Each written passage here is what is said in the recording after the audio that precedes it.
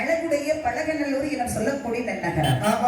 அந்த பழகநல்லூரிலே சில அதாவது கோவில் தலங்கள் உள்ளன. சரி, அதுல முக்கியமாக சிறந்து விளங்கக்கூடிய தலம் எதனை சொன்னார். அது எந்த தலம் அம்மா?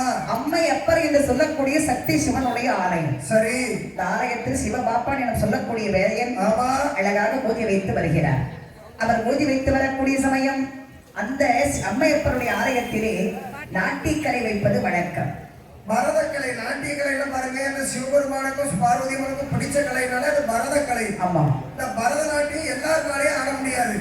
இந்த பரதநாட்டியம் ஆடினா உடம்பு எப்படி இருக்குன்னா என்னை மாதிரி இருக்குன்னு வச்சுருங்களா, அது ஒரு அழகான நெளிவு சொல்லி கூட ஆடலாம். உதாரணத்துக்கு சொல்றேன், அடிக்கிற வெயிலுக்கு நீ வேற ஏன்டா இப்படி பேசிட்டு இருக்க? பரதநாட்டியம் எல்லாரும் ஆட முடியாது. என்னை மாதிரி உடம்பு இருந்தா தான் அப்படி சுத்தி காலெல்லாம் தூக்கி வச்சு ஆட முடியும். அப்படி அந்த அம்மையப்பர் ஆலயத்தில் நாட்டியக்கலை வைப்பது வழக்கம். அதிலே தாசி குலத்திலே பிறந்த சிவகாமி தாசி என சொல்லக்கூடிய பெண்ணானவள் அழகாக நாட்டியமாடி வருகிறார். நாட்டியமாடி வரும்போது அவளுக்கு 2 குழந்தைகள், ஒரு ஆண் குழந்தை, ஒரு பெண் குழந்தை. ஆண் குழந்தைக்கு பெயர் திரு நீலகண்டன் நட்டுவன் என்னும், பெண் குழந்தைக்கு பெயர் லட்சுமி என்ற மருமையாக பெயர் சுட்டி வளர்த்து வருகின்றார் இந்த சிவகாமி தாசியானவள். வளர்ந்து வரக்கூடிய சமயம் காலம் சென்றதே. சிவகாமி தாசிக்கு வயதானதே. வயதான பிறகு நாட்டியம் ஆட முடியாத, ஆடனாத ஈடுபட்டார். ஒரு 35-40 வயசு வரதான் இயற்கையான அழகு இருக்கும். ஆமா, அப்புறம் இந்த கிரீம் எல்லாம் போட்டு எடுத்து ஒரு சமாளிச்சு 50 வயசு, அதுக்கு பிறகு ஈடுபட்டார். என்னது போட்டாலும் சரிப்பட்டு வராது. இயற்கை அழகு அந்த 45 வயசு. அப்ப சிவகாமி தாசி என்ன செய்யற பாருங்க, தனக்கு தெரிந்த நாட்டிய கலையை தன்னுடைய மகனாகிய லட்சுமிக்கு சொல்லிக் கொடுக்கிறார். மகன் நட்டுவன் மத்தளம் கொட்டை, லட்சுமியானவள் நாட்டியம் ஆட. அந்த அம்மையப்பர் ஆலயத்தில் அரங்கேற்றமும் நடக்கிறது. இப்படி அரங்கேற்றம் நடக்கும் போது அங்கே நடக்குது பாருங்க, இந்த சிவபாப்பான் மோதி வைத்தார் பாத்தீங்களா, அவனுக்கு ஒற்றைக்கு ஒரு மகன், அவன் பெயர் வேலவன். சரி, இவருக்கு வயசாகுது. இந்த வேலவனை கோயில பூஜை வைக்க நியமிக்கிறார். வேலவன் பூஜை வைக்க லட்சுமியானவள் நாட்டியமாட அங்க என்ன நடக்குது பாருங்க. கருவினியால் மொழியாங்களே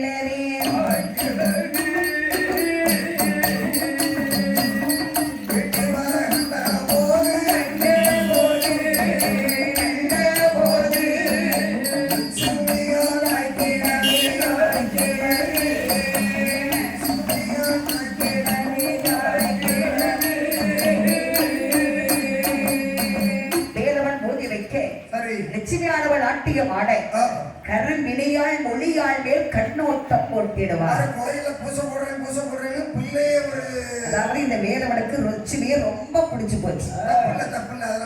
அவன்கிட்ட பேசணும் பல நாள் எதிர்பார்த்து கொண்டிருக்கிறார். ஆனா சிவகாமி தாசி இவனுக்கு துணையாக கூடவே இருக்கிறார். தாய் இருக்கும்போது மகன்கிட்டவே ஆசையா பேச முடியுமா? எப்படி பேச முடியும்? இவ்வளவு தூரத்துல இருக்காங்க, திடீர்னு கொஞ்சம் கொஞ்சமா நகர்ந்து வர்றா. நகர்ந்து வந்தா பக்கத்து தாய் இருக்கு. ஒரு நாள் லட்சுமி அரவன் நாட்டியத்தை முடித்து விட்டு அப்படி தன்னந்தனிவே கோயிலை விட்டு கொஞ்சம் வெளியே வாரா. வந்த உடனே வேலவன் இதுதான் சமயம் என்று சொல்லி ஓடி வந்தா. ஏ லட்சுமி, லட்சுமி உன் நாட்டியம் மிக மிக அருமையம்மா. நீங்களும் நல்லா இருக்கீங்களா? அதை விட உன்னை எனக்கு ரொம்ப பிடித்திருக்கிறது. பாருங்க லட்சுமி, பாருங்க நான் சொல்றத கேளுங்க. என்ன? எனக்கும் ஒண்ணு சொல்லணும்னு ஆசையா இருக்கு. சொல்லு. நீங்க மட்டுமா அழகு? வேற? நீங்க அடிக்கக்கூடிய மணியும் அழகுதான். சரி, நான் உங்களை லவ் பண்றேன். என்ன இவ்வளவு ஓப்பனா சொல்லிட்டேன்? இதுல என்ன இருக்கு? ஒரு வாலிப பெண்ணுக்கு ஒரு வாலிபன் மேல காதல் வருவது தப்பு இல்ல. சரி, நான் உங்களை விரும்புறேன். வாலிப பையனுக்கு வாலிப பிள்ளை மேல வந்தா தப்பு இல்ல. கல்யாணம் முடிஞ்சு குழந்தை இருக்கிறவருக்கு ஒரு பிள்ளை மேல வந்தா தப்பு தானே? அவனெல்லாம் என்ன பண்ணணும்னா மைக்கா போயிட்டு உங்களுக்கு என்ன கல்யாணம் முடியலையா? உடனே கேட்கிறேன், வேலவனை கேட்கிறேன். வேலவனுக்கா கல்யாணம் முடிஞ்சு பிள்ளைங்களா இருக்குது? ஒரு நேரம் தான் முடிஞ்சது. இங்க பாருங்க, சரி எத்தனை முறையும் முடிஞ்சிட்டு போட்டு உங்களை எனக்கு ரொம்ப பிடிச்சிருக்குங்க. ஆமா, பேசுறதோட நிப்பாட்டிக்கிட்டு வீட்டுக்கெல்லாம் கூப்பிட மாட்டியா? நாளைக்கு வாங்க என் வீட்டுக்கு. உங்க அம்மா? எங்க அம்மா வயசான காலம் பின்னாடி உட்கார்ந்துட்டு இருப்பாங்க, நீங்க வாங்க. உங்க அம்மா இந்த வயசுலயே ஒரு அழகா இருக்காங்களா? அப்ப வாரி வயசுல ஒரு அழகா இருந்திருப்பாங்க. இப்ப என்ன பக்கம் வர போறீங்களா இல்ல அம்மையை பக்கம் வர போறீங்களா? உன்னைய பக்கம் வர போறேன். அப்படி இருந்த ஆசை மொழி பலதும் பேசி கடைசியில அவன் வீட்டுக்கே வர ஆரம்பிக்கிறான். மறுநாள் காலை வேலவன் லட்சுமியை பார்க்கறதுக்காக புறப்படுறான். சரி, காசி வீட்டுக்கு போகும்போது தனியாக போக முடியாது, அது வெறுங்கையோட போக முடியாது. கொஞ்சம் பணத்தோட போனா தான் அங்க மதிப்பே தனி. ஒவ்வொரு கோயில் குடைக்கு ஒரு சொந்தக்காரங்களை கூப்பிட்டுருக்கீங்க, சம்பந்தி எல்லாரும் வராங்க. வரும்போது கையில பார்சல் இருந்தா இவங்க வரவேற்பு எப்படி இருக்கும் தெரியுமா? 2 கைக்கு கவரை தூக்கி வரவங்களா கதவை திறந்தவொடனே எப்படி இருக்கீங்க, நல்லா இருக்கீங்களா? ஏமா ஆடு துரும்பா இழைச்சிட்டீங்களா? இது எதுக்கு வாங்கிட்டு வந்தீங்க? பிள்ளைங்க இருக்கலாமே, யாருக்கு வாங்கிட்டு வந்து வேண்டாமா? இல்ல வாங்கிட்டு வந்துட்டிய ஏடா இல்லவா? நீ ஒண்ணுக்கு ஆகும் புருஷனை ஏழை வரணும்னு கூப்பிடாத. ஐயா, இப்ப மாதிரி ஏழை கூப்பிடுற யாரும் இல்லைன்னா வேற மாதிரி ஒரு வார்த்தையை சொல்லி கூப்பிடுவேன். இந்த பார்சலை உள்ள கொண்டு போய் வரவேற்பு அதிகமா இருக்கும். இது ஒண்ணே இல்லாம அந்த வீட்டுக்கு போய் பாருங்க. வெறுங்கையை வீசிட்டு ஒரு வீட்டுக்கு விருந்துக்கு போறோம். வாங்க வந்துட்டீங்களா? ஆமா, நீங்க கோயில் கடைக்கு வாங்கினே இல்ல, 10 மணிக்கு தான் பஸ் கிடைச்சிச்சு. இதுல திண்ணையில இருந்துட்டு வீட்டுல ஒரு ஆளுங்க காப்பி போட்டு கொடுக்க சீனி இல்ல, காப்பி தூள் இல்ல, அரிசி இல்ல, பருப்பு இல்ல, எண்ணெய் இல்ல. எங்க போறீங்க? கடை வர போயிட்டு வந்துடுறேன், பஜார் வர போயிட்டு வந்துடுறேன். 2 மணிக்கு வந்துருவேன். 2 மணினா கொடை முடிஞ்சு போங்க. எங்க நான் வந்துருவேன், போயிட்டு வந்துருவேன். சும்மா வந்திருக்கே, துணி கிணி கொண்டு வந்தீங்களா? இல்ல, மதிய கூட முடிச்சுட்டு அப்படியே வீட்டுக்கு கிளம்பிடலான்னு வந்தேன். இல்ல, கவர் வச்சிருக்கீங்களா? இருக்கு சாப்பாடு வாங்கிட்டு போறது. இது போட்டு போற கிடையாது. அப்போ ஒரு விருந்து வீட்டுக்கு போனாலும் கொஞ்சம் பட்டத்தோட போனதுன்னு சொன்ன மாதிரி மதிப்பு. அதே மாதிரி இந்த வேலவன் தாசி வீட்டுக்கு வருகிறார். வரும்போது தாசி வீட்டுக்கு போகும்போது வெறுங்கையை வீசிட்டு போக முடியாது. கண்டிப்பா கண்டிப்பா பணத்தை பொட்டணமா எடுக்கிறான். எடுத்துக்கொண்டு தாசியை பார்க்க விட வந்து அங்க இருந்து வேலவன் வருகிறார். இத திண்ணையில உட்கார்ந்துட்டு இருக்கிற தாய் கிழவி சிவகாமி. வேலவன் பாரத அப்படியே நோட்டம் போட்டு, ஆஹா என்ன இந்த வேதினருக்கு நம்ம தெருவுல நடமாட்டம் நடக்குது. ஆமா, கண்ணன் கொடுத்த ஐயாவுக்கு இங்க நடமாட்டம் நடக்குது. என்ன அப்படின்ல சொன்னா வேற ஒண்ணு இல்ல, நம்ம பிள்ளை லட்சுமியை தான் பார்க்க வந்துட்டு இருக்கிறார். அப்படி என்று சிவகாமி தாசியானவன் நேர வீட்டுக்குள்ளே வந்து என்ன சொல்ற பாருங்க, மார்பை கட்டி தாய்க்கீழே தாய்க்கீழே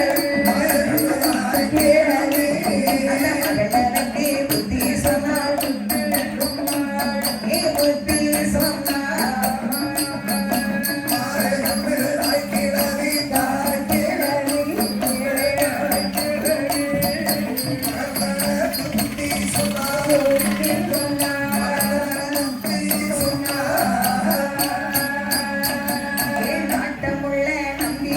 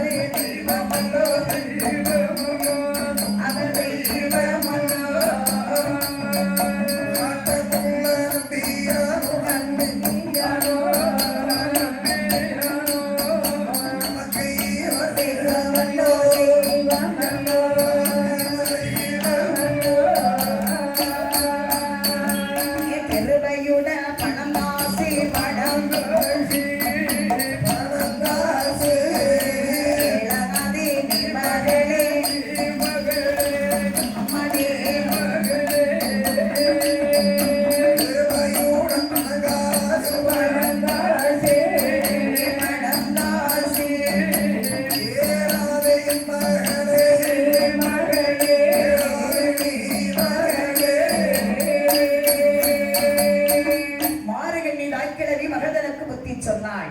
நேர வீட்டுக்குள்ள வந்தா சிவகாமி லட்சுமியை கூப்பிடுறான்.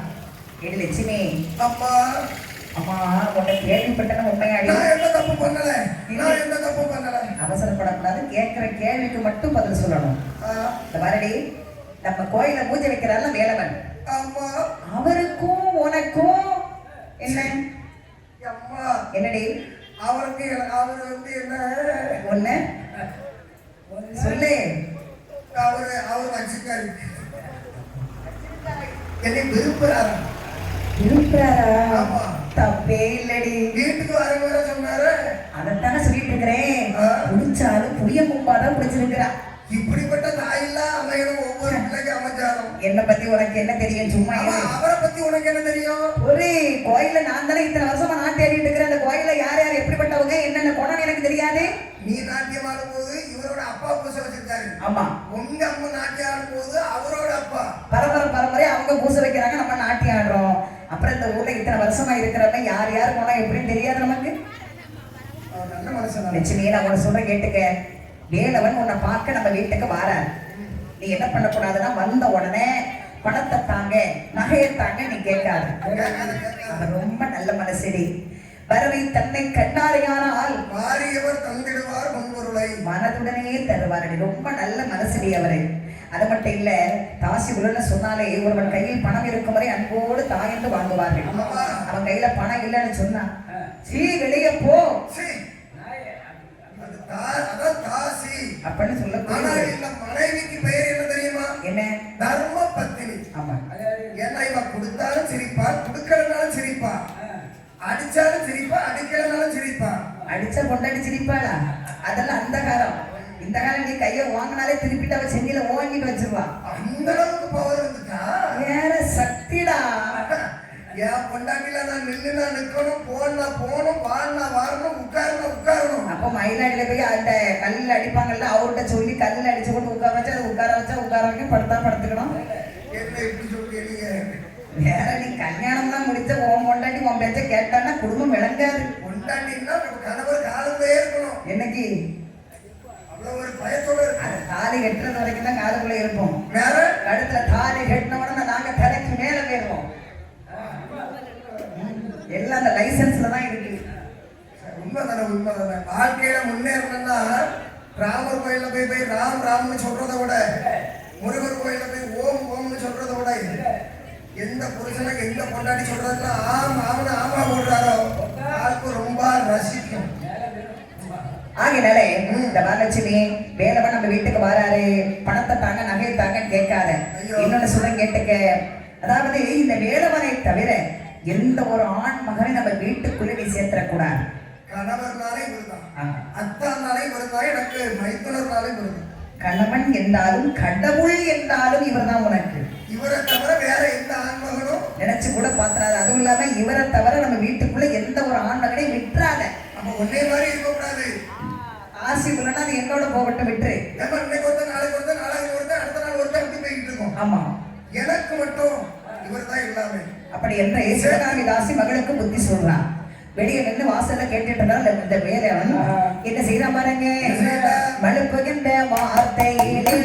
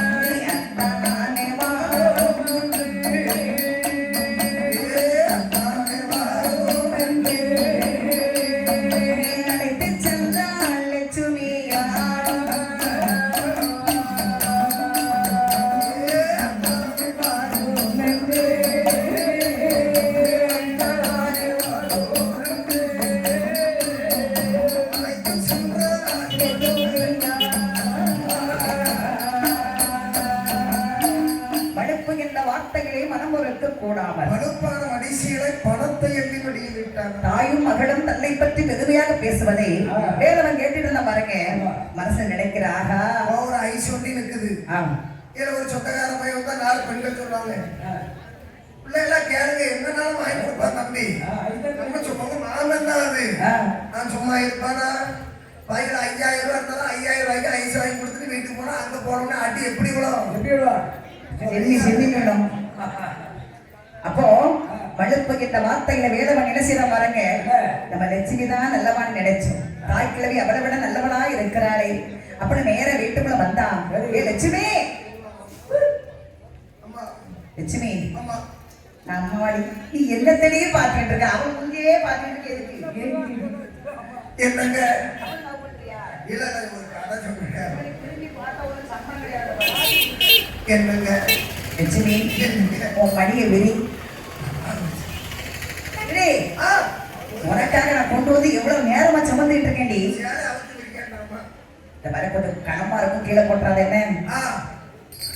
ஏ அம்மா செங்கலத்துக்கு இருந்து பாருங்க என்னது அவ்வளவு பணம்.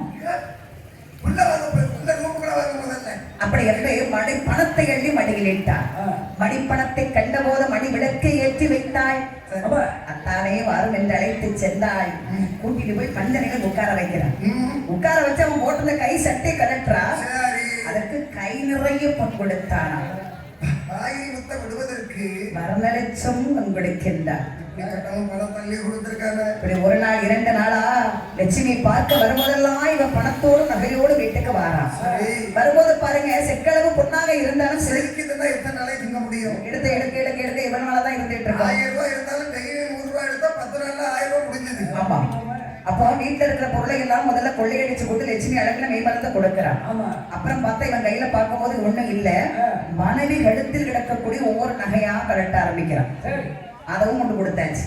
பிள்ளை விளையாண்டுகிட்டு இருக்க. அடுத்த நாள் அந்த பிள்ளை இடுப்புல இருக்க அருணாக்குடியில இருந்து எல்லாம் கொலுசு எல்லாம் வெள்ளி பொருளை கலச்சி அதை ஒரு நாள் கொடுக்குறேன். அது முடிஞ்சு மறுநாள் பாக்குறாங்க மலையை கழுத்துல நடந்த தாலி பிள்ளை கிடக்கும்போது எல்லாம் கொடுத்தாச்சு. என்னது இருக்கு? என்ன இருக்கு? வீட்டுல இருக்க பொருள் எல்லாத்தையும் கட்டி கொண்டு கொடுக்குறேன். கொடுத்தாச்சு. இந்த தாய்க்கிழவி சிவகாமி நோட்டம் போட்டுட்டு இருக்கிறான். இவன் தினமும் வந்தான். வரக்கூடிய சமையல்லாம் முதல்ல கொஞ்சம் நிறைய கொண்டு வந்தான். கொஞ்சம் சின்னதா கொண்டு வந்தான். இப்ப என்ன வெள்ளி கொடியில வந்து நின்றுட்டு இருக்கிறான். வர வர வாங்க கழுத போல போன. ஆமா. அப்ப சொன்னா இவன் வீட்டுல இருக்கிற பொருளை எல்லாம் கொண்டு கொடுத்து விட்டான். இனிமே நம்ம என்ன செய்யணும் தெரியுமா? அம்மையப்ப ஆலயத்தில் இல்லாத ஒரு பொன்பொருளே இல்லை. ஏகப்பட்ட நகைகள் ஏகப்பட்ட பணங்கள் இருக்கிறது. ஆக நம்ம என்ன செய்யணும் தெரியுமா? கோவில் உள்ள உடமை எல்லாம் உடமை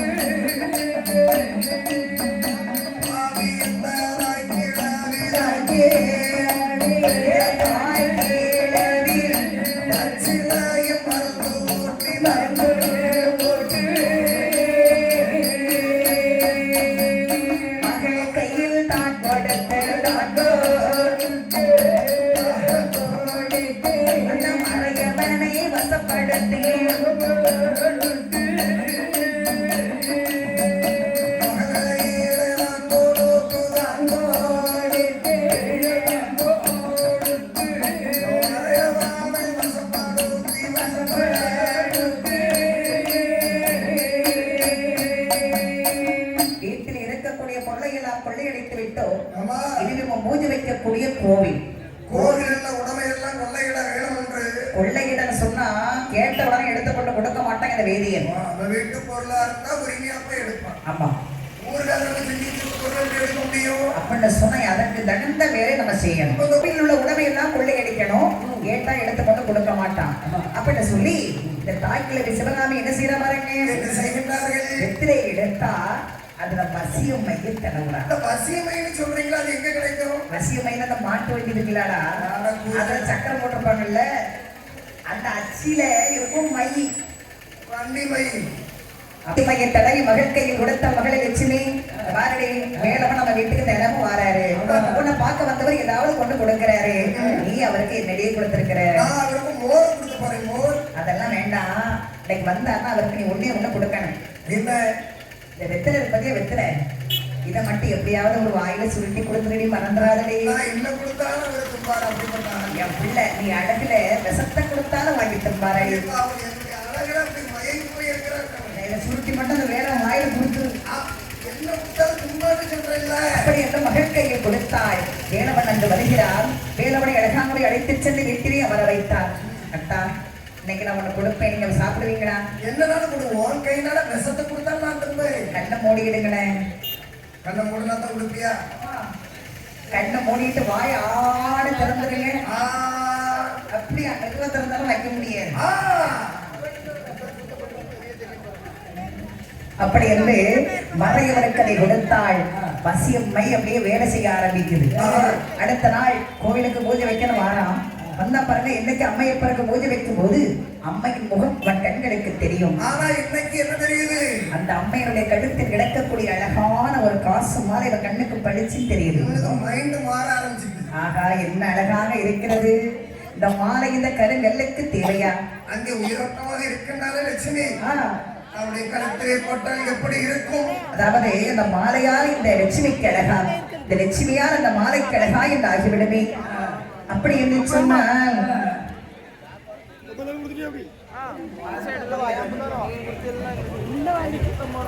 அப்படி என்று போர் கொடுப்பது தப்பில்லை. செல்போனை தட்டி விடாமல் காப்பாற்ற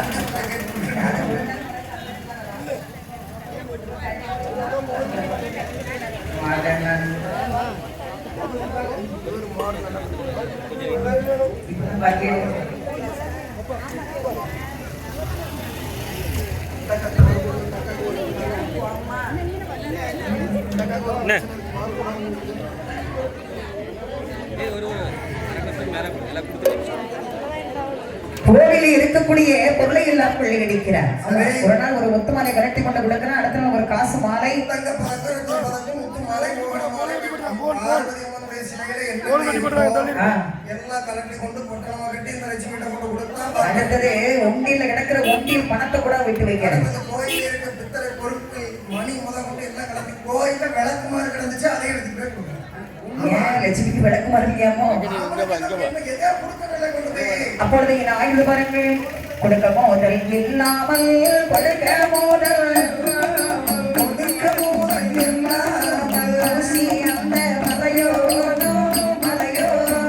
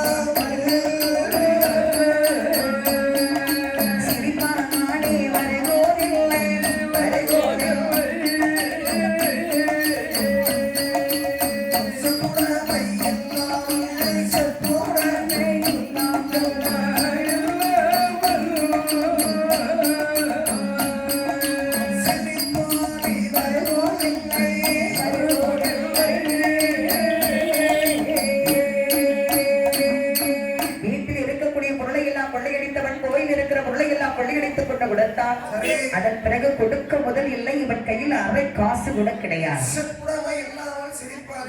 கையில அரை காசு இல்லைன்னு இவனுக்கு முகத்துல ஒரு சிரிப்பே வரமாட்டேங்குது. பணம் இருந்தா பார்த்தாலே தெரிஞ்சிடும். பணம் இருக்கிறவங்க பேச்சு ஒரு வித்தியாசமா இருக்கும். கையில 5 பைசா இல்லைன்னா அந்த பேச்சு ஒரு வித்தியாசமா இருக்கும்.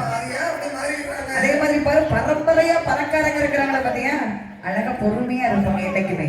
இந்த புதுசா சிலர் பணத்தை கண்டுகிட்டான் பையன், அவன் பேச்சு அவன் நடவடிக்கை எல்லாம் மாறிடும். பாத்திருக்கேன். கண்டிப்பா கண்டிப்பா புது பணக்காரங்க மாறிடும். இவெல்லாம் நல்லா தான் இருந்தா இப்ப கொஞ்சம் பணம் வந்த உடனே அவன் செட்டுக்கு வரும்போதே நல்ல பணக்காரனா தான் இருக்கேன்.